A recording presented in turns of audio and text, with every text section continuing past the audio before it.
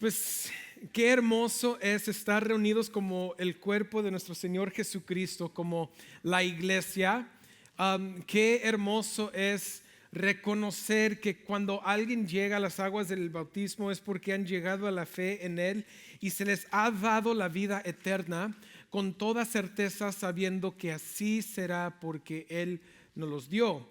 Qué hermoso es poder llegar a la casa de Dios y poder aprender de su palabra juntos, sabiendo que el Espíritu Santo ahora, quien está en nosotros y reside en cada uno de los creyentes, nos lleva por ese camino de aprendizaje y nos lleva a un mayor entendimiento. Estamos agradecidos que hemos estado estudiando el libro de Marcos y Dios nos ha llevado a poder ver lo que Marcos quiso enseñar sobre la vida de nuestro Señor Jesucristo. Nosotros al estudiar la historia del libro de Marcos sabemos que el evangelio de él fue escrito para los creyentes en Roma y es muy probable que Pablo así es su no Pablo, sino Pedro fue la persona que le dio la información para poder escribir este evangelio. Es decir, que lo que estamos leyendo en el evangelio de Marcos viene directo de la boca de Pedro y su testimonio de lo que hizo Jesucristo en su vida. Y hoy vamos a llegar en un momento muy importante en la vida de Jesús en el libro de Marcos. Vamos a llegar o hemos llegado al momento donde Jesucristo va a confrontar a los líderes religiosos y esta confrontación nos va a llevar por medio de todo el capítulo del capítulo 12 del libro de Marcos. Vamos a ver cómo Jesucristo va a ser confrontado y él va a confrontar al sistema religioso. Vamos a ver cómo él se lo están poniendo a prueba, nos lo quieren destruir, pero Jesús sigue enseñando lo mismo, no se hace para atrás, no se esconde, sino él sigue con lo que es la voluntad de Dios para su vida en este momento, que fue llegar a predicar el evangelio, a predicar las buenas nuevas y llegar a ser el sacrificio necesario para cada uno de nosotros como creyentes. Hoy vamos a ver que el argumento de los líderes religiosos va a ser el cuestionar la autoridad de Jesucristo. La pregunta va a ser ¿con qué autoridad, o mejor dicho, quién te dio la autoridad o quién te ha dado la autoridad para hacer lo que tú estás haciendo? Habiendo trabajado en diferentes lugares y teniendo diferentes supervisores, siendo parte de diferentes organizaciones, iglesias, ministerios, simplemente viviendo la vida, me doy cuenta que nosotros como ser humano naturalmente, cuando llega alguien a nuestra vida, vamos a decir a nuestro hogar, a nuestro trabajo, y nos empiezan a decir lo que estás haciendo está mal, hazlo de esta manera. Vamos a decir que tú has trabajado en tu empresa o con la compañía por 20 años, 30 años, que tú has trabajado haciendo lo mismo, pero llega alguien nuevo y te dice, lo que estás haciendo no está bien, está mal. Hazlo de esta manera y vas a poder ver un mejor resultado. Y cuando sucede eso, naturalmente, ¿cuál es nuestra actitud? Lo recibo, muchas gracias. O nos ponemos a la defensa. Y la pregunta que hacemos nosotros como hispanos de Laredo o Nuevo Laredo, decimos, ¿y quién te crees tú? ¿Quién es este? ¿Sí o no? ¿Quién te crees? Y eso es lo que está sucediendo en la vida de nuestro Señor Jesucristo. Y es algo que ha sucedido en nuestras vidas, vamos a decir, en casa, en trabajo o también en nuestra vida espiritual. Porque en nuestra vida espiritual también aún batallamos y luchamos un poco como lo están haciendo los líderes religiosos en este pasaje. Luchamos un poco con la autoridad de Jesucristo. Y dentro de este sermón les voy a explicar cómo hacemos eso. Y la esperanza es que a terminar este sermón nosotros podamos ver qué es la actitud correcta y la manera correcta de poder llegar con Jesucristo o recibir lo que Jesucristo vino a hacer. No estoy hablando de recibirlo como mi Señor y Salvador como nos gusta decir. No, estoy simplemente diciendo el recibir que Él llegó, el recibirlo como el Hijo de Dios, el recibirlo como el Mesías y el recibirlo con toda la autoridad de Dios el Padre. Y nosotros deberíamos poder llegar a aceptar eso y conocer eso porque se nos ha enseñado, y eso es lo que vamos a ver hoy. Entonces, el punto del sermón es este: debido a que la autoridad de Cristo proviene del Padre, puedo recibirlo en humilde sumisión. ¿Por qué sumisión? Porque cuando nosotros llegamos a reconocer la autoridad de alguien más y esa autoridad es más alta que la nuestra, ¿cuál es la actitud que deberíamos tomar? De sumisión. Nos deberíamos someter hacia esa autoridad. Entonces, vamos a ver cómo este pasaje, esta historia nos puede llevar a ver esta verdad que hemos dado como el punto del sermón. Vamos a Marcos capítulo 11, versículos 27 al 33.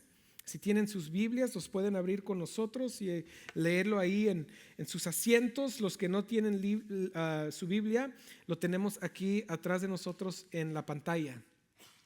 Normalmente no hacemos esto, pero lo hice en el primer servicio. Les voy a pedir a todos si nos podemos poner en pie para lo que es la lectura de la palabra de Dios.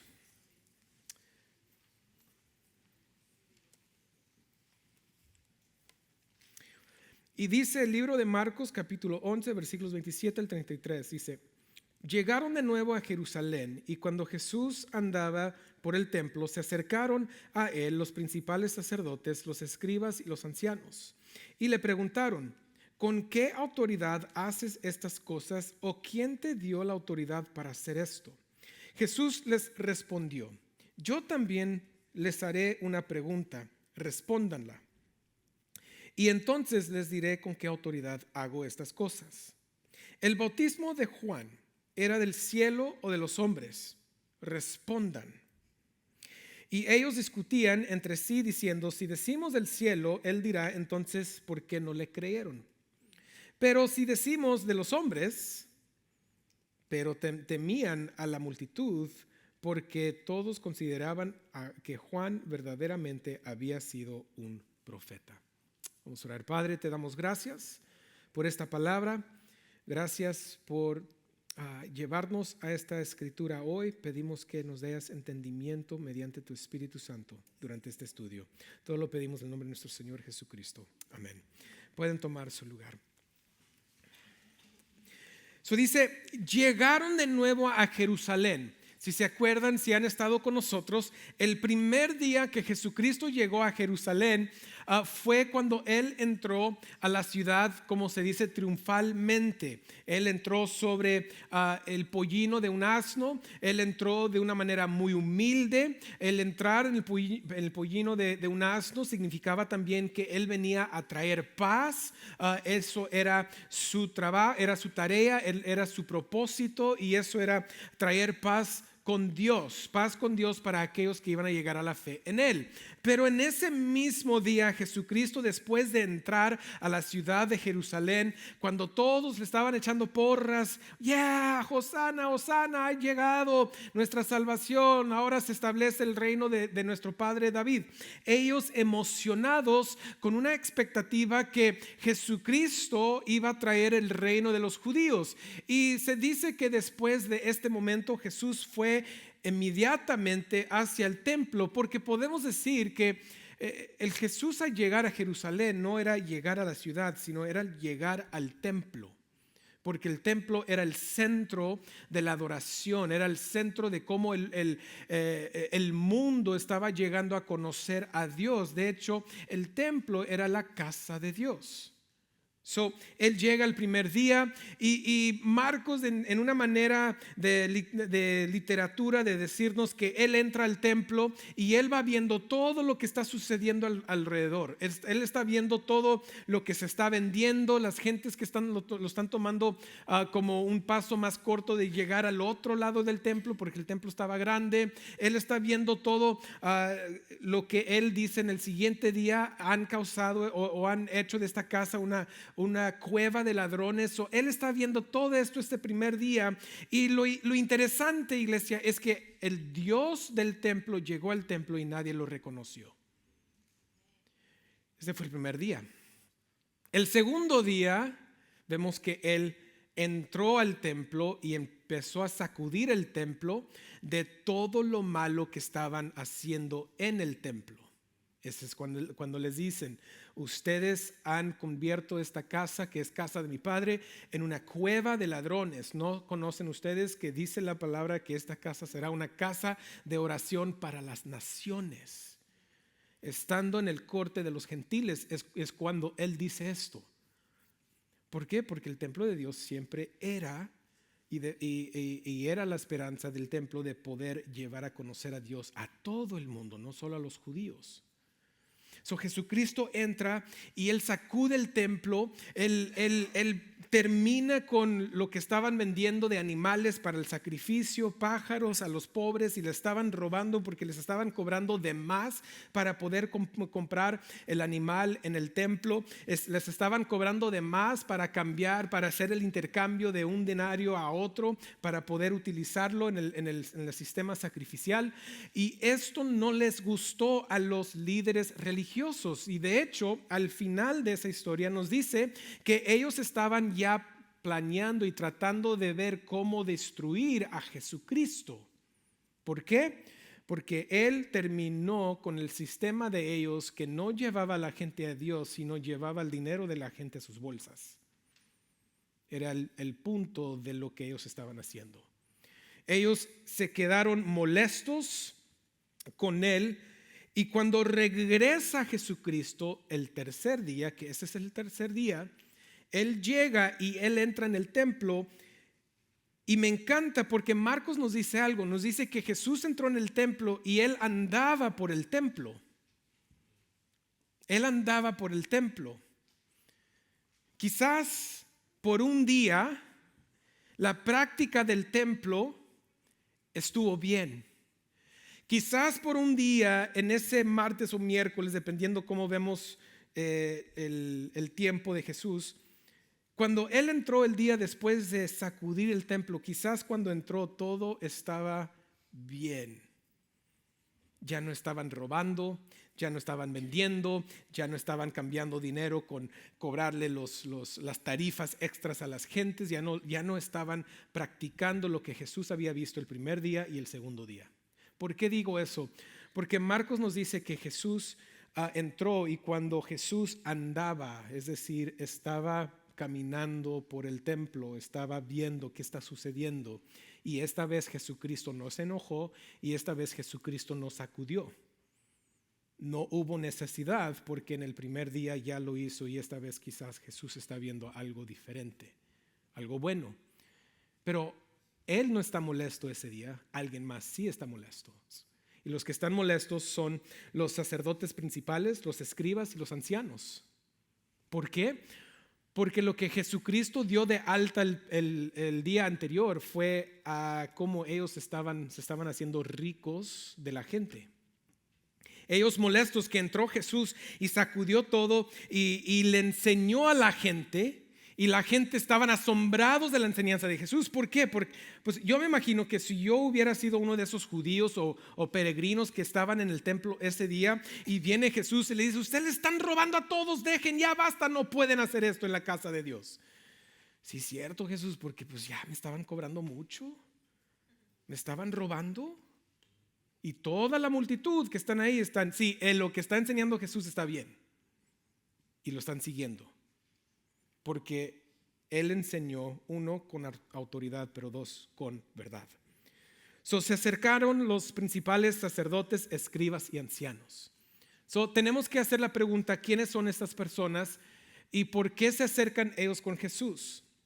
Pues porque los principales sacerdotes, los escribas y los ancianos eran los tres grupos por lo cual estaba compuesto un sistema de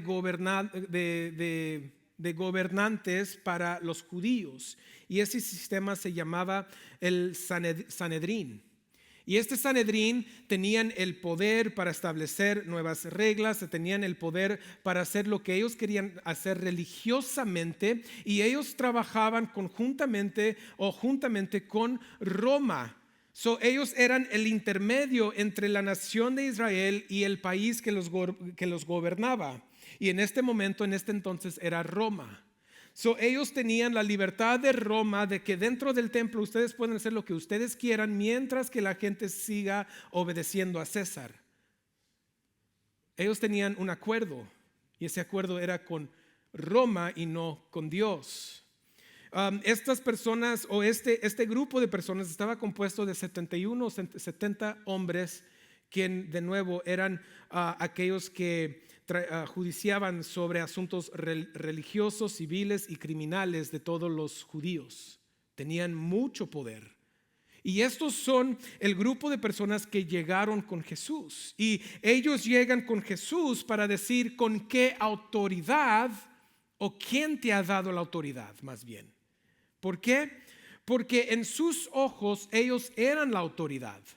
Y en sus ojos, si ellos no habían dado la autoridad a Jesucristo a poder ser lo que Él estaba haciendo, Él no tenía el derecho para poder hacerlo. Entonces, si ellos no le dieron la autoridad a Jesús de sacudir el templo, ¿por qué lo sacudiste? Ellos están llegando a tratar de también con una pregunta, están tratando de destruir a Jesucristo. Ellos no llegaron con una pregunta sincera, iglesia. Ellos llegaron con una pregunta de incredulidad. Ellos no llegaron queriendo saber la verdad. Ellos habían rechazado la verdad. Ellos ya habían tenido 3 años para poder conocer la verdad. Ellos ya habían tenido 3 años para poder llegar con Jesús de una manera sincera y decir y preguntarle: Jesús, ¿de dónde viene esto? ¿Eres tú el Mesías?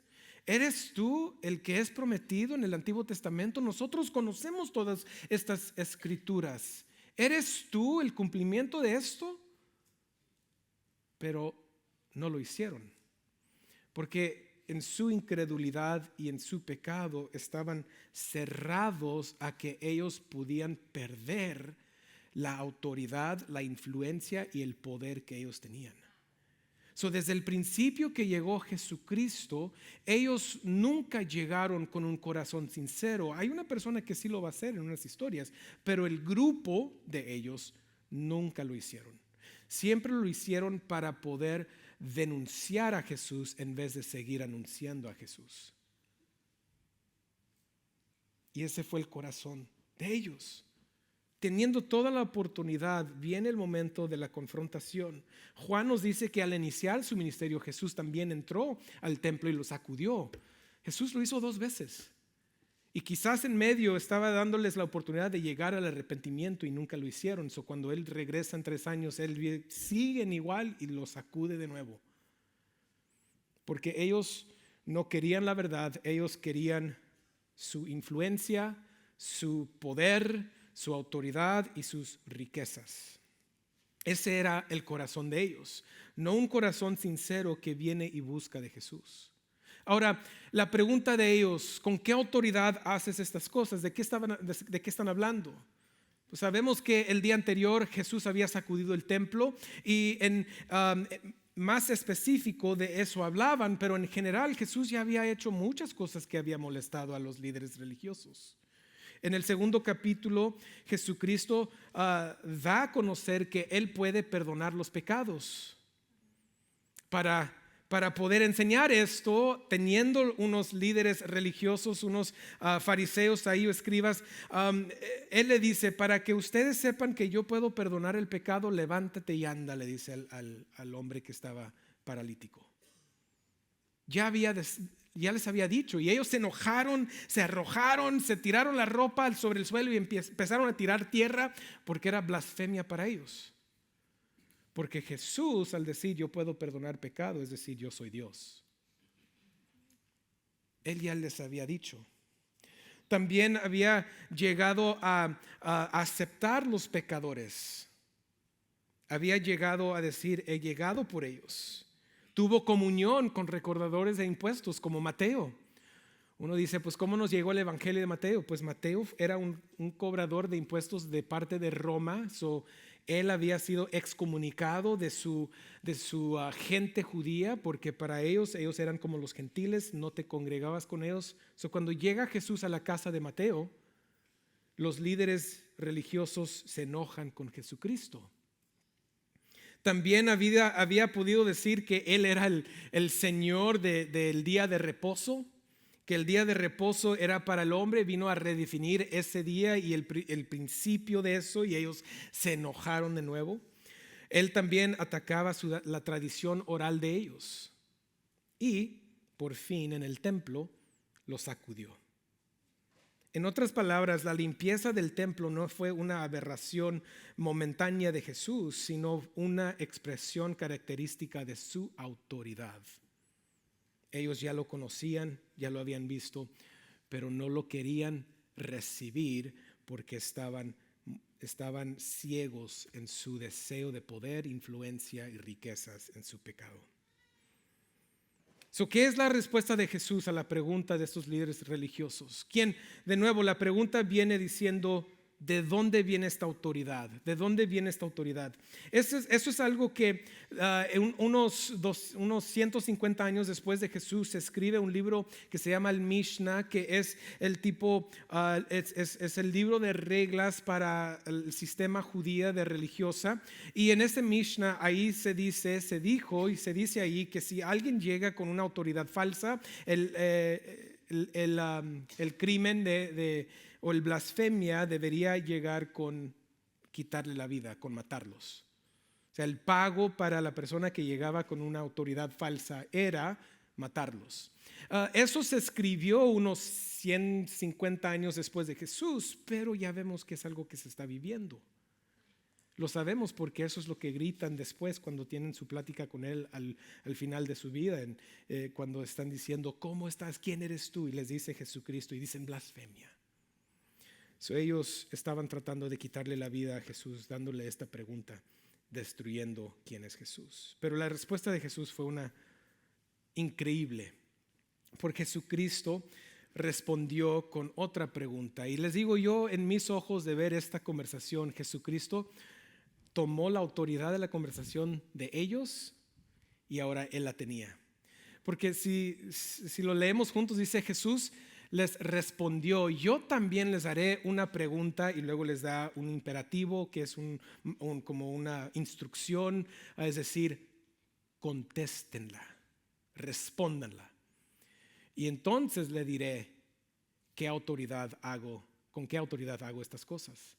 El versículo 30, el bautismo de Juan era del cielo o de los hombres. Y aquí no es como decir, a ver, respóndame esa pregunta. No, era respondan. Es como cuando Dios le voltea el argumento a Job y sus amigos en el capítulo 38. ¿Quién eres tú? ¿Estuviste allí cuando yo puse el mundo en su lugar, cuando puse las estrellas y la luna? ¿Estuviste tú allí? Jesucristo toma esta autoridad en esta conversación y les dice, respondan. Y en esta pregunta Jesucristo no se esconde de la pregunta de ellos. Jesús no le está sacando vuelta de con qué autoridad. Jesús les está dando la respuesta dentro de la pregunta. Porque Juan el Bautista era alguien que era reconocido entre los judíos como un profeta. Era un profeta. La gente lo recibió de esa manera.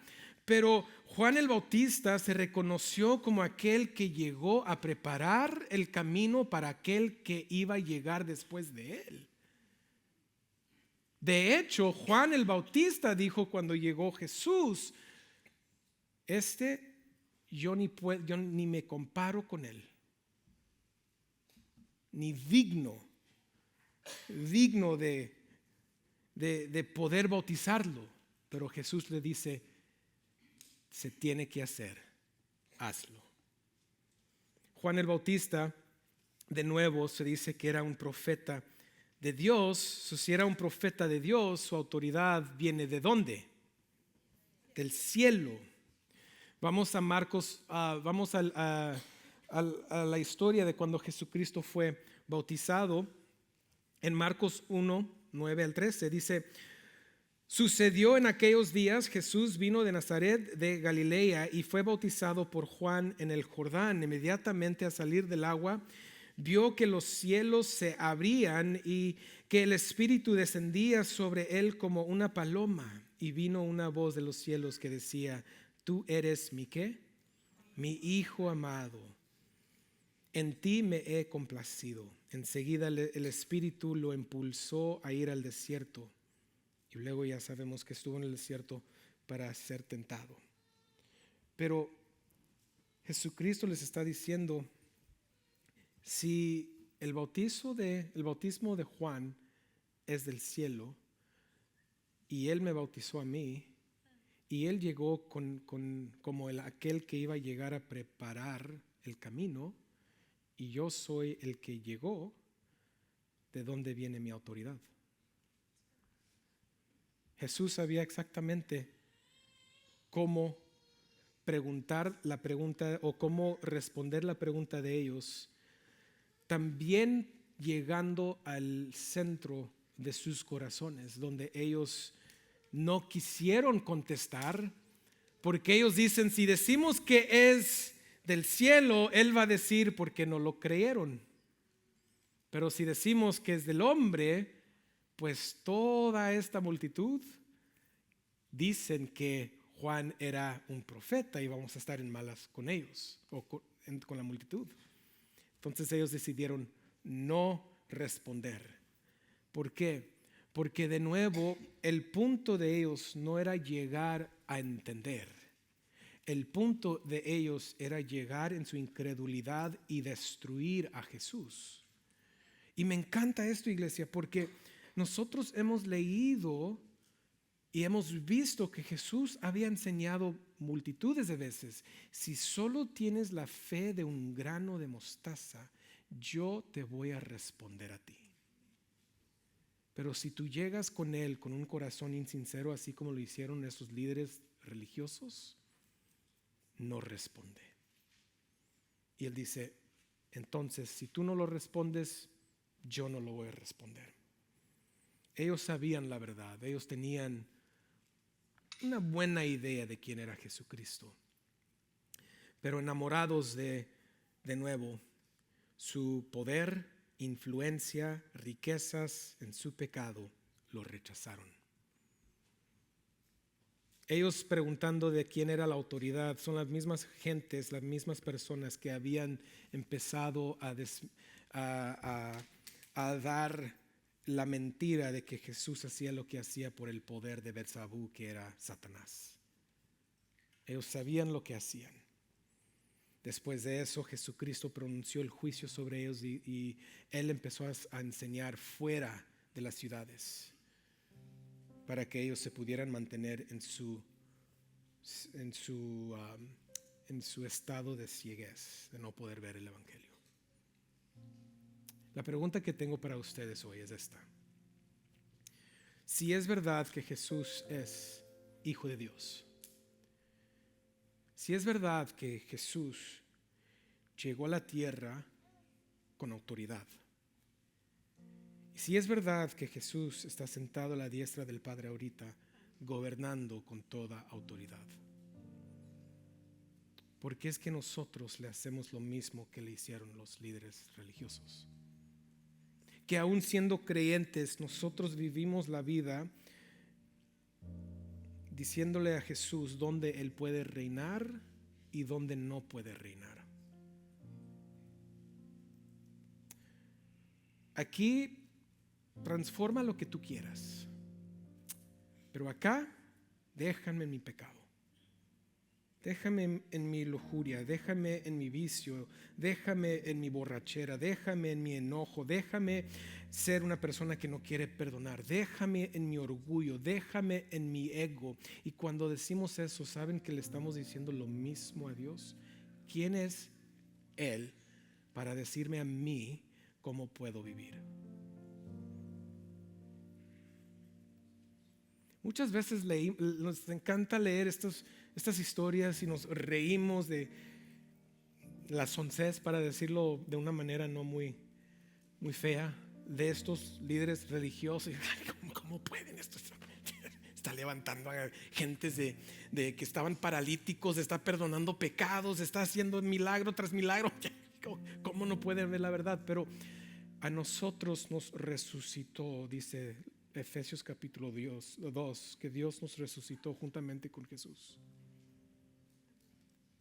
que Él nos llevó a la fe, que Él nos dio la salvación. ¡Qué milagro! Este es el milagro más grande que puede ver en el mundo, que a un muerto espiritual le ha dado la vida eterna. Y aún nosotros nos gusta cuestionar a Jesús. ¿Quién te crees tú? Mira, yo con mi familia no te metas, con mis tradiciones ni que se te pase por la mente. Yo voy a hacer lo que soy yo y no me importa. Iglesia, cuando hacemos eso, estamos diciendo lo mismo. ¿Con qué autoridad me estás diciendo tú que cambie mi vivir?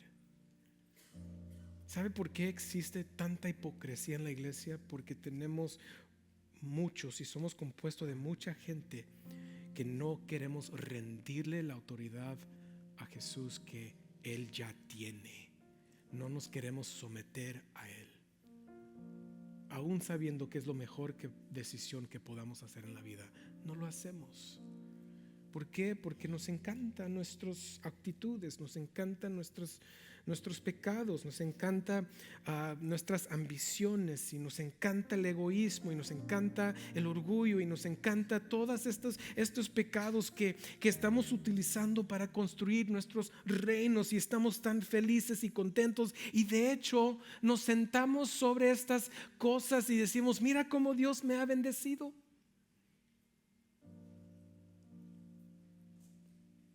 Y es lo opuesto.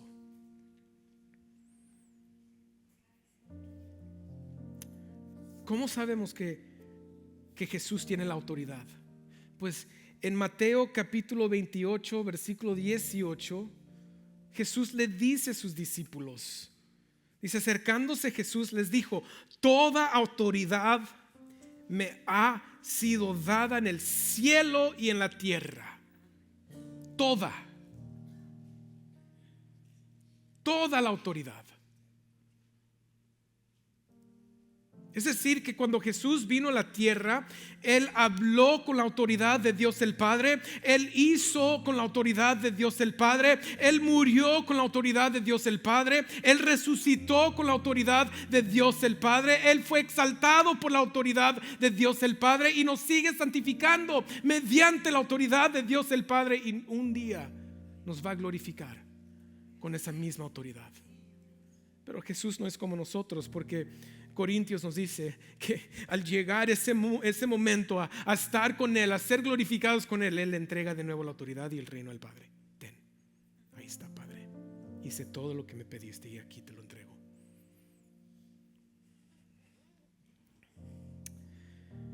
Marcos 9:7. ¿Qué dijo el Padre del Hijo? Estando sobre el monte de transfiguración, dice: entonces se formó una nube que los cubrió, y una voz salió de la nube: este es mi Hijo amado. ¿Qué dijo? Oigan a Él. ¿Por qué? Porque sobre Él está mi autoridad, sobre Él están mis palabras, en Él están mis obras. Si lo conocen a Él, me van a conocer a mí.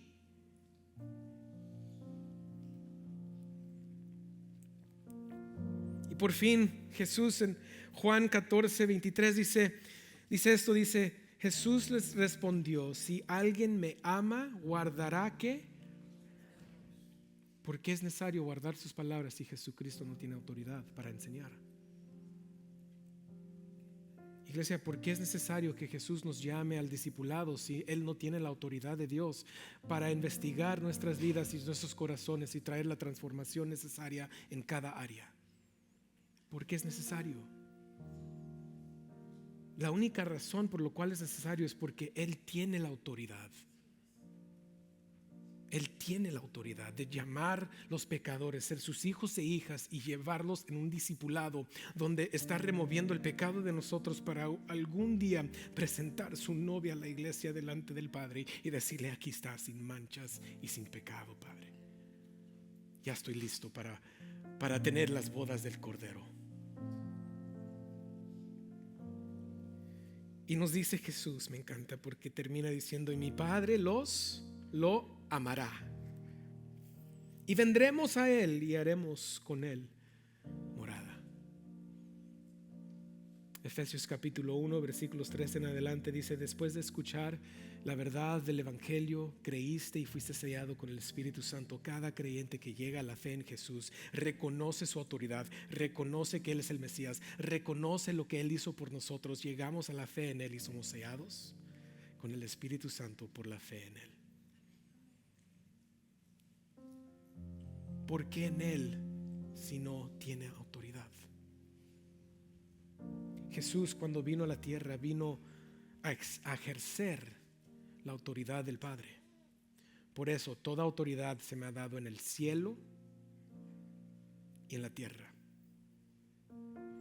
Iglesia, tenemos que llegar nosotros a dejar de vivir una vida de cristianismo insincero, de pensar que yo voy a la iglesia y por eso soy salvo o soy bueno, de pensar que pues es que yo nací en una casa de cristianos, por eso soy bueno y voy a llegar al cielo. Pero no tengo que ser nada más en mi vida. Ese es un cristianismo insincero. Otro cristianismo insincero es decir: yo, mira, ya soy salvo por la gracia, yo voy a seguir en mi pecado. Eso es ser una persona insincera. Tenemos que llegar con Jesús con una actitud diferente que los líderes religiosos y poder decir: Padre, lo reconocemos,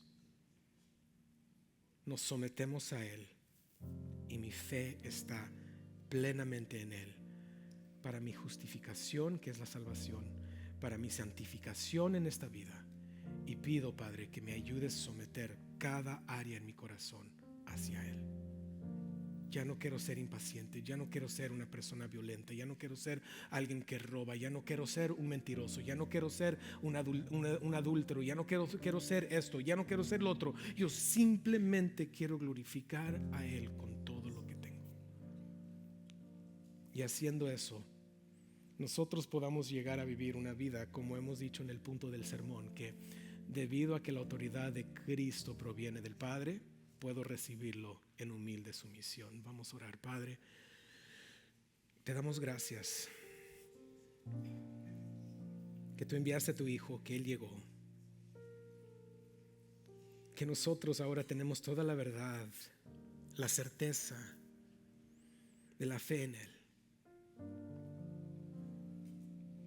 Pero Padre, estamos necesitados de someternos a su autoridad cada día en nuestras vidas, para no ser gentes insinceras e hipócritas, pero más bien ser aquellos hijos e hijas que aman a tu Hijo amado Jesucristo y que lo obedecen porque se lo merece, porque Él tiene tu autoridad. Padre, pedimos que como iglesia podamos llegar a crecer en esta verdad. Todo lo pedimos por medio de Él.